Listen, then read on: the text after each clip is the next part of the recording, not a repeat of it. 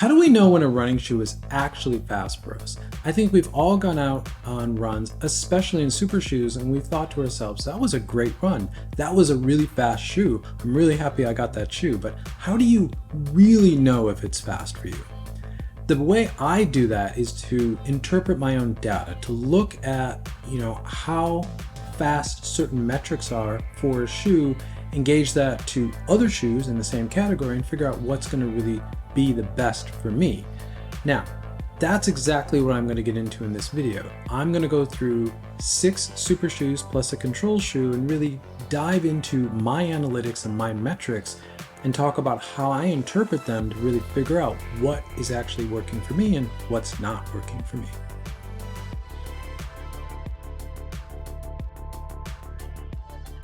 Couple things before I jump into this. This video is going to be mostly me voicing over spreadsheet data. So if that's not your thing, totally understand. But I hope this will be interesting for at least some of you out there about how you can look at your own data and begin to figure out what is actually fast for you.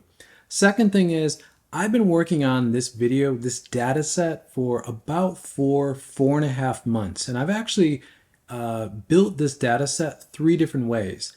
The data set I'm going to go through in this video is the 3rd data set that I've really been working on for the past, say, 45 days. The previous 2 versions were not really as versatile as I really wanted them to be. I'll explain that when I go over the data set. By the way, if you follow me on Strava, you'll see all this stuff kind of playing out in real time, so link in the description if you are interested in that. And with that out of the way, let's jump in. The primary question that I'm trying to answer for myself in this video is, what is the fastest super shoe for me? And the secondary question is, how much difference does a carbon fiber plate actually make? It's something that I think I know the answer to, but I've never really looked at my data, at least at this level, to really have a real answer to that. Now, to do that, I've created a workout. And this is the workout that I've run all of these shoes through. And again, if you follow me on Strava, you've seen me do this, what I've called test workout, a bunch of times over the past 2 or 3 months across a lot of different shoes. Now, I designed this workout to really test the range of super shoes across not only marathon pace, but 5K pace and faster than that. The previous 2 data sets that I did for this video that I mentioned were really just focused around marathon pace, and I don't think they told the full story.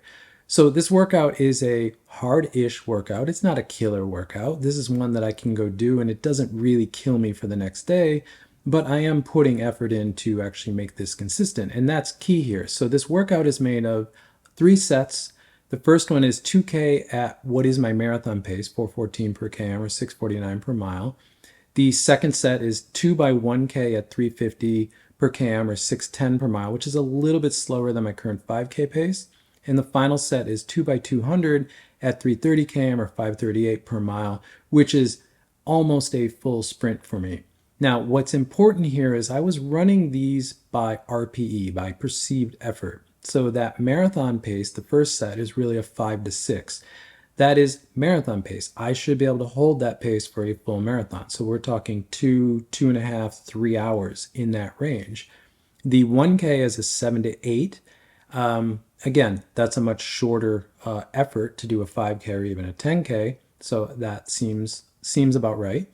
And for the 200s, that was a 9. It's not full-on max effort, but it's pretty close. I'm not dry heaving after these, but I'm pretty worked at the end of this. And again, each one of these sets, I ran to that RPE. So I wasn't trying to match the pace. I was going out and running to that RPE. So if I was running faster, that is what happened. And generally, the data for all of these is faster than the actual paces I set out to do.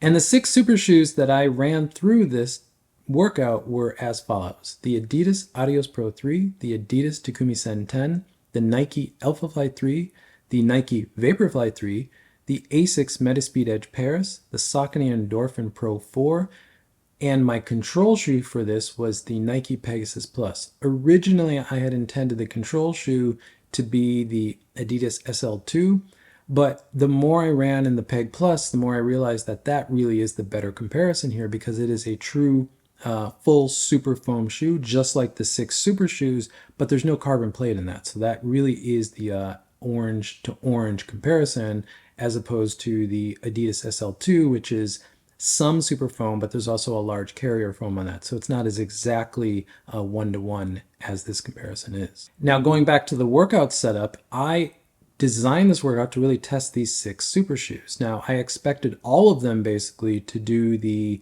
marathon pace very well. All of them except for really the Takumi Sen, because that's not really a marathon racer, but the rest should do that really well. The 5K pace, I expected the Takumi Sen, the Vaporfly, and the Metaspeed Edge Paris to do that really well. And for the 200s, I expected the Vaporfly and the Takumi Sen to do that really well. And as far as the Peg Plus, I just wanted to see how far behind it would be all of these other shoes through each one of these sets. And lastly, since this is a data deep dive, I'm going to look at the data through 3 lenses. Speed, what is actually fastest? Effort, how much effort was it to run that rep? And feel, what felt the fastest? Now, because this is a data video, I'm going to use a metric to judge each one of these. This isn't going to be based on my feeling. I'm going to let the data dictate this. So for speed, obviously I'm going to use pace. What was the fastest for that rep? For effort, I'm going to go by BPM or heart rate. How hard was I working to do that? And for feel, I'm actually going to go with ground contact because that's about efficiency. Theoretically, the more efficient a shoe is going to feel, it's going to feel faster. And, that's pretty spot on. Though, as we get into the data, I'll talk through the ground contact a little bit because I think it's tied to a couple other metrics that are really important to look at when you're looking at ground contact. Because there is no effective way for me to put all of the data on the screen where it's going to be legible, we're going to go through each set one at a time. And we're going to start with the 2K at marathon pace done at RPE 5 to 6. So here is all the data for the 7 shoes in this data set. Now, I did these workouts over about a 45-day period from early June until last week. And from a fitness level, I have gained fitness a little bit, and I'll talk about that a little bit later in this video. But generally, these are all around the same fitness level. They were all done in the same basic temperature, which is hot and humid. That's summer in Taipei, Taiwan, where I live. And from a wind standpoint, time of day, they were all around the same point. They were all done in the morning, and the wind was really a non-factor with all of these. So this is about as clean as I can make the data without doing it in a lab, which, again, no one's going to do this stuff in a lab, at least a recreational runner like myself. So let's jump into interpreting this data through the 3 lenses of speed, effort, and feel that I talked about. And again, speed is about pace. So if we sort these by pace, we see that the Metaspeed Edge Paris jumps to the top. Now, I'm not surprised by this at all. I've talked about this in my reviews for that shoe, that I feel like that is by far the fastest shoe that you can buy in 2024. It is brutally fast. And I use the word brutal intentionally because it actually beats my legs up a little bit. Not as bad as the previous Metaspeeds did, but still, it's not the best one on my legs. But the fact that that shoe is as fast as it is, and you see all of these reps are faster than the actual pace I was trying to go for. They're all much faster. But again, I was running these all by effort. So this also speaks overall over the past 45 days, my fitness is better than I thought it was. So that's actually good to see as well. But the Metaspeed Edge Paris being first is not a surprise. Honestly, the Alphafly 3 being second, closely behind the Metaspeed Edge Paris, at least for marathon pace, is not a surprise, though it's a surprise for me because the Alphafly has never really worked for me. But the Alphafly 3 is kind of working well for me. The Vaporfly 3 being next, really tied basically with the Alphafly 3, again, is interesting to me because I've always been a Vaporfly runner, but to find that the Vaporfly 3 and the Alphafly 3 are now really kind of joined together is quite interesting. And the big surprise here is that the Peg Plus did so well. I had some notes around this, doing this workout in the Peg Plus, and I remember the note for this column was basically, it felt nimble, it felt fast, it felt really good. Now, 2K of marathon pace versus 42K of marathon pace is a totally different thing. And I'm not saying the Peg Plus is going to be my next marathon racer. I don't think it's going to hold up to any of the other shoes on this list. But for this shorter burst of marathon pace, it holds its own. And I think that says a lot to the speed in that shoe. But to have the Edge Paris, the Alphafly, the Vaporfly 3 in the top 3 here does not surprise me as far as pace. What does sort of surprise me though is that the Adios Pro 3 is as far down as it is, because I always thought that was a fast shoe for me. We'll talk more about the Adios Pro 3 throughout all of this. So we go to the next lens, which is around effort, which is BPM. And there is a bit of a surprise here. And the surprise is that the fact that the Saucony Endorphin Pro 4 is the top of this sort, basically. It's the shoe that required the least amount of effort for me, at least gauging by heart rate. Now, there's two things in play here, though, with this shoe. The first one is this was the last workout I did. So I did this one last week. So it's the one that theoretically I have the best fitness for. But as you see, the heart rate range here is only 5 BPM. It's not massive, but I was surprised to see the Endorphin Pro 4 at the top here in this sort.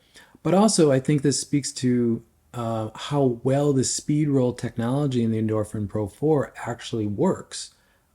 It actually propels you very well with the least amount of effort. Now, if we go back to pace real quick, you'll see that the Endorphin Pro wasn't that fast compared to the top 2 or 3 shoes in here. But from an effort standpoint, it definitely was a little bit easier to run in. The other big surprise here is that the Takumi Sen 10 is, the lower effort for me too. I thought because that shoe is basically a modernized racing flat, I would actually be working very hard to maintain 2K at marathon pace in that, but it wasn't. And the note I had around the rep around the Takumi Sen was that it felt easy, lively, fun. Like it felt fast, and it turns out it actually was faster than I expected, but it wasn't as much effort as I thought it would be. So again, really interesting to see this. And if we go to feel, ground contact, this is where I think things get quite interesting for me. Now, the faster your ground contact time is, theoretically, the more efficient you're running in that shoe, the faster it's going to feel. And no surprise here, the Vaporfly 3 feels the fastest to me. Also, the Takumi Sen 10 feels fast. Both those shoes always feel really fast for me and very efficient for me. I'm not surprised there. The big surprise here, though, is the Alphafly 3.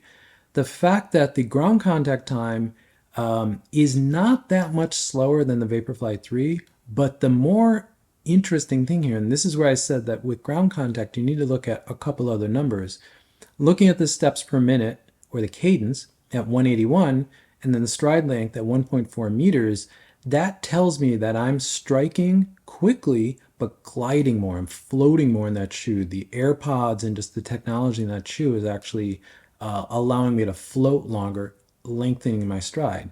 Now, I've worked quite hard over the past year to lengthen my stride. My stride a year ago is 1.1, 1.2 would have been a long stride length for me. But now I'm consistently seeing 1.2, 1.3, 1.4, especially for marathon pace. And you'll see in the faster reps, it actually is even longer. But the Alphafly 3 here, being as fast as it was, being effort-wise decent, but the ground contact, the efficiency of that shoe really surprised me here, like that it's working so well for me, and it is working quite well for me. The Edge Paris, again, I'm surprised kind of how low it is here because it felt fast, but it's actually not maybe the most efficient shoe for me, and I'm seeing that again in the data because the cadence is really high, but the stride length is really low. But again, the Edge Paris is the cadence shoe for the Metaspeed, and I'm a cadence runner, so that makes sense that it's doing its job. And then even though the Endorphin Pro 4 was the least amount of effort, probably because my fitness is the highest, it actually wasn't that efficient for me. Even though I do think the speed roll technology works really well for me, and I think I respond to it, it's not the most efficient. So interesting interpretation here for data. Moving on to the second set, which is really 2 by 1K at 5K pace, or a little bit slower than 5K pace for me, done at an RPE of 7 to 8. So this is more effort, but again, consistent across all of these shoes over the entire data set. If we sort this by pace across both reps, the biggest surprise here to me is that the Nike Alphafly 3 is the fastest shoe here. I did not expect that at all.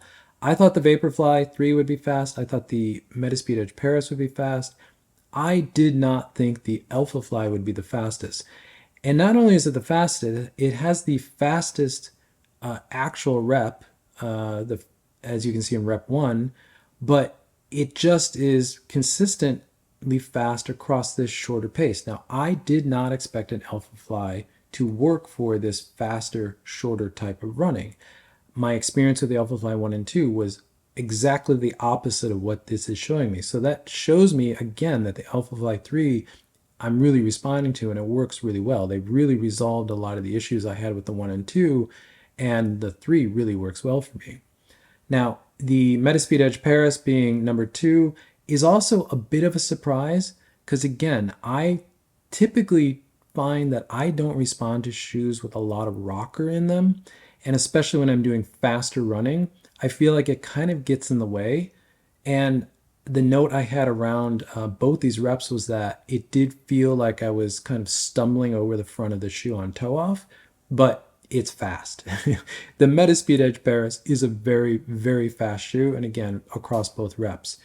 And the Takumi Sen and the Vaporfly 3 sort of being the next shoe, at least in rep 1, is not a surprise to me. But again, the Peg Plus being up there in rep 1 and rep 2, again, says something to me that how fast that shoe is, but also how good ZoomX foam is for me and how well I respond to ZoomX foam.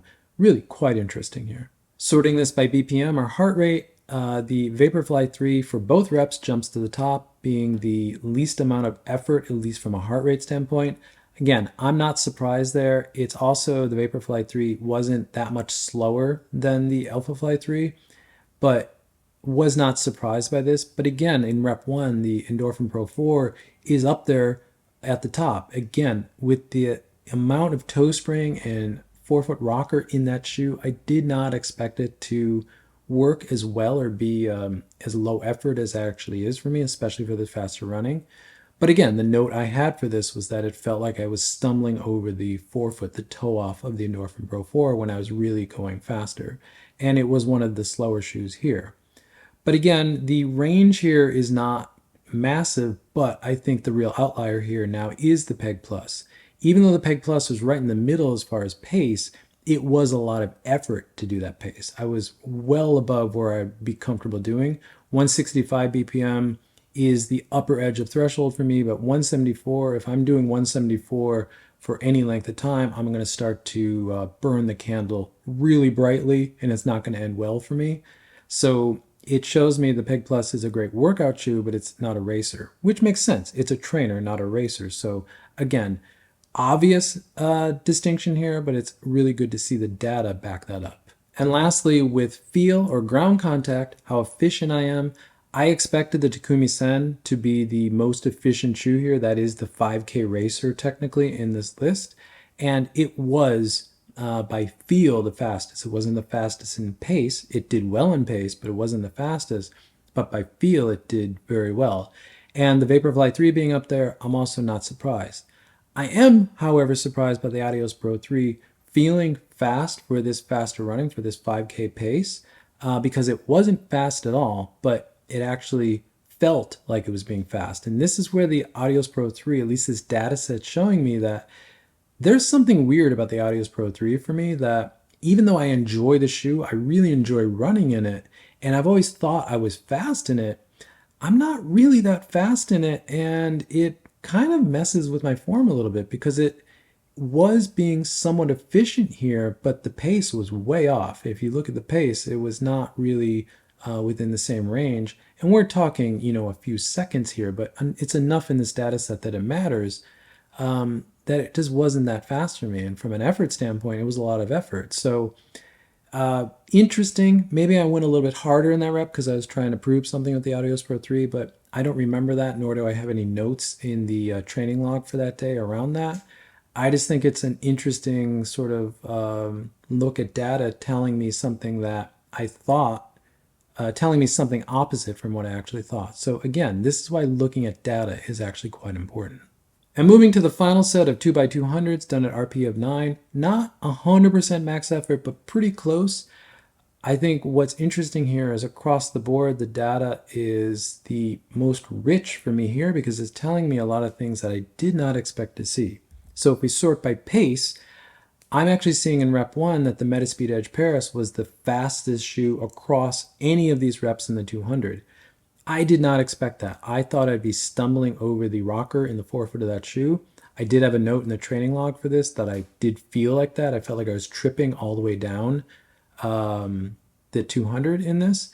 But what's also interesting, and if you watched my issue I had with blowing apart the medial upper from the midsole in the Metaspeed Edge Paris video, I'll put a link in the description if you haven't watched that, the second rep is actually where that happened, or in the last 30 to 40 meters of that. And that one was much slower, as you can see there. That was actually the shoe blowing apart. But otherwise, I think the Metaspeed Edge Paris would have been the fastest shoe here for me. That was a big surprise because I did not think a shoe with that much foam, that much forefoot rocker would work for this really fast type of running for me. Now, the Vaporfly 3 and the Takumi Sen 10 being up here pretty well, that does not surprise me. That is what I actually expected. But again, the Alphafly 3 doing as well as it did for this faster running, I would never have thought to run 200s, 400s, or even 800s in an Alphafly 1 or 2. And honestly, I felt kind of ridiculous lining up to do the 200s in the Alphafly 3 the first time I did this workout because I just thought it was going to be a mess. But it turns out it was really fast. And I had a note in the training log saying that it felt nimble, felt light, felt really bouncy. And I could really feel that over the 200. So really interesting. Sorting by BPM or heart rate, I am not surprised at all that the Vaporfly 3 is at the top of both reps. I just know that shoe is going to be the least amount of effort for me to be running 200s or 400s in. I just know that's going to work very well. But again, the Endorphin Pro 4 being up there as high as it was is a surprise to me. Again, it says that the speed roll is actually doing its job, but I did have a note that in the training log for this that it felt like I was falling over the forefoot in the Endorphin Pro 4. It didn't feel very nice to be running in, but from an effort standpoint, it was fairly controlled. The Metaspeed Edge Paris and the Takumi Sen 10 being sort of in the middle there. Again, there isn't a huge range here once you get in the top 5. The final 3 shoes do have a broader range. And in fact, the range and the spread for this faster running between the Vaporfly 3 and the Adios Pro 3 is pretty massive at the same RPE. So again, I did not expect the Adios Pro 3 to work at all for 200s. It feels like I'm running in glue because there's just so much shoe. And that makes sense because the Adios Pro 3 is Adidas's marathon shoe. It's not made for doing this. That's what the Takumi Sen is for. So I'm not surprised to see it at the bottom, but I am surprised to see just how much more effort it took. And finally, sorting by ground contact or efficiency or feel is what I'm trying to gauge here. This is probably the most exciting sort in this entire data set for me because it's showing me really 2 things that I'm really, really excited to see. First is the ground contact for this faster running in the Vaporfly 3 is very fast for me. It's actually quite fast in general. A sprinter, someone like Noah Lyles doing a 200, his ground contact time is probably around 140 to 150 milliseconds. You know, me being under 200, I'm nowhere near Noah Lyles as far as speed, but I am going a lot faster and having much crisper foot strikes for this faster running, which is something I've been working on a lot over the past 6 months. And I've seen substantial gains in speeding up my ground contact for this faster running. And it's going really, really well. I'm really proud of it. The other big takeaway here that's really kind of shocking to me is the Takumi Sen in rep 1. The ground contact being as low as it is, the cadence being as low as it is, and the stride length being as long as it is. This is showing me that the Takumi Sen really works best for me for this type of on-road sprinting, really treating it as almost a track spike for the road because it's doing its job really, really well. And I'm really happy to see that stride length in there, and I'm really happy to see these ground contact times between those 2 shoes. I'm also really surprised about the Metaspeed Edge Paris. Again, I thought the rocker would get in the way and I just would be very low ground contact. It would take me a long time to toe off because I'd have to roll through the rocker. But it turns out it's not. It's slower than the Vaporfly, but it's definitely not as slow as, say, the Peg Plus, where there's no plate, there's no real rocker in that shoe, so it's taking a little bit more work to get off the toe there.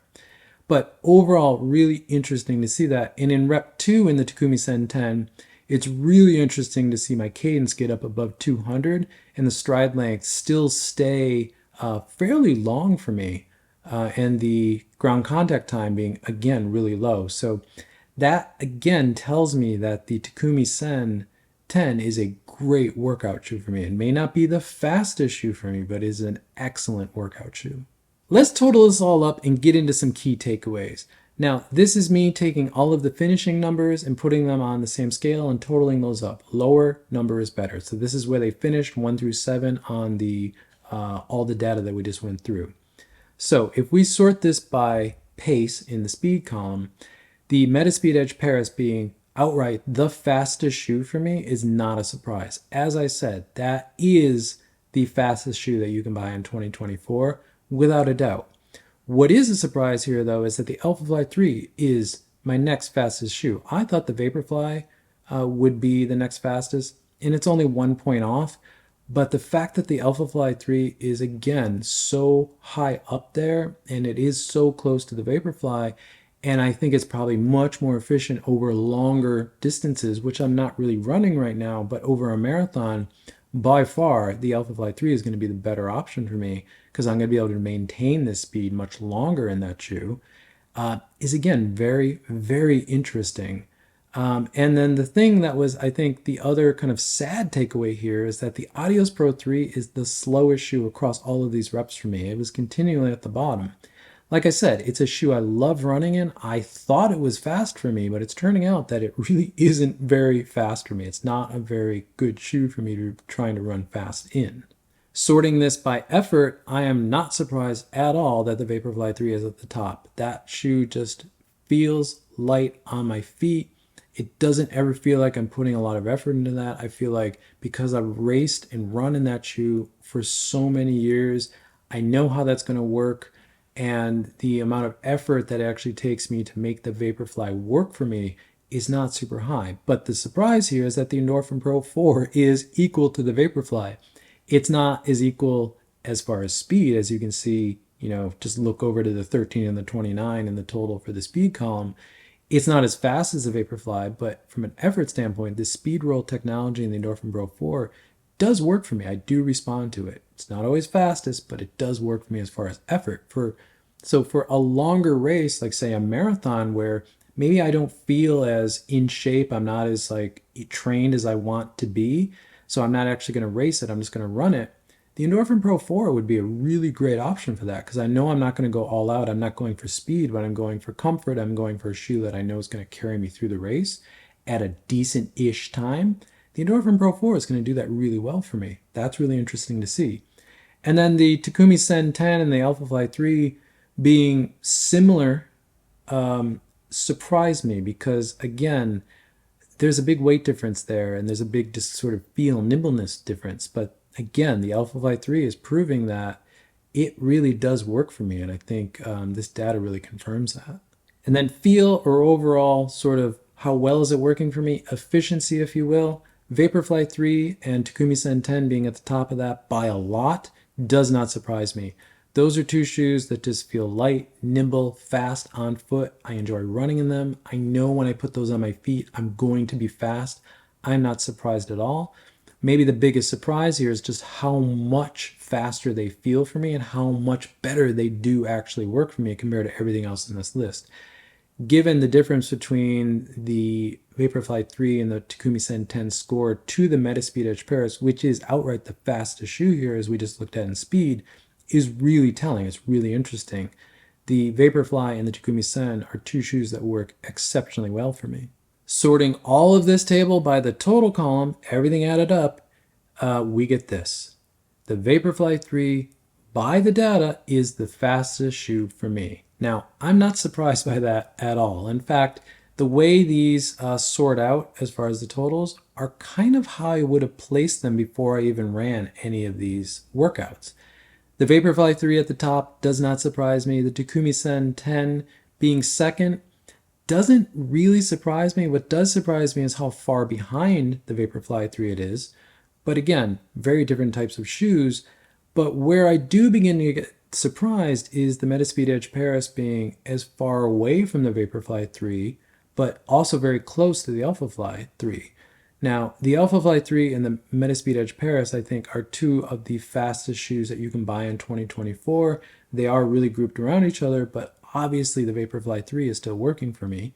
The Saucony Endorphin Pro 4, again, I respond to it very well, it seems, but it's just not fast for me. But it's a good shoe that will carry me through a workout or a race, and that's typically how I would probably use it, is a workout shoe, or for a race, like I said, that I'm not actually going to race, I'm just running to complete it.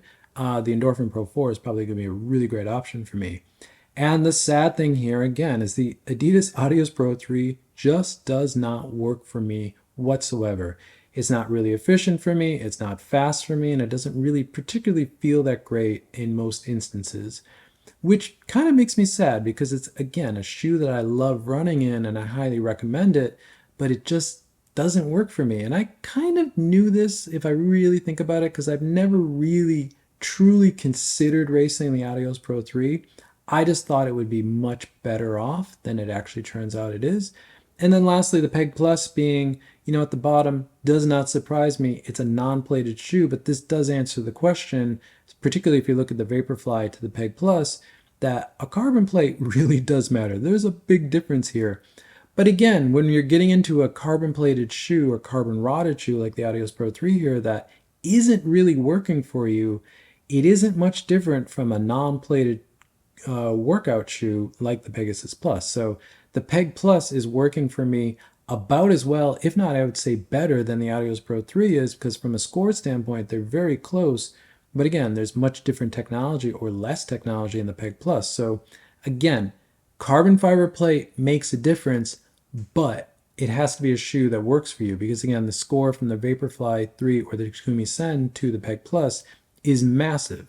But from the Endorphin Pro 4, the Adios Pro 3, not as much. So the carbon fiber shoe has to work for you, so it's key to find the one that you respond to and works best for you.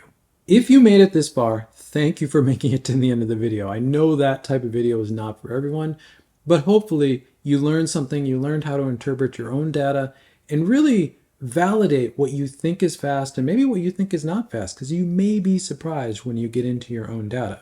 Now, a couple takeaways for me on this is that my next video that we'll be publishing on this channel will be my shoe talk video for August. That's where I just talk about shoes off the cuff.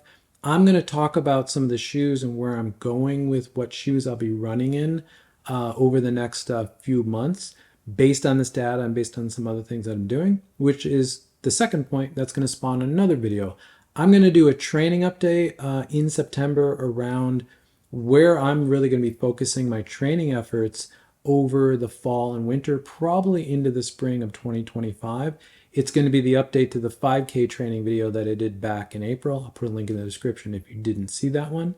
So stay tuned for that. And lastly, my Alpha Fly 3 review is actually going to be coming up pretty quickly in the next week or two on this channel, because I really want to talk about that shoe, because as you see from this data, it's been working very well for me, very, very surprisingly. Thank you for making it to the end of the video. If you find this kind of content useful, consider subscribing. You'll see more content from me pop up in your feed. If not, drop a like on this video because it helps this channel continue to grow, which I always appreciate. And with that, I'll catch you in the next one.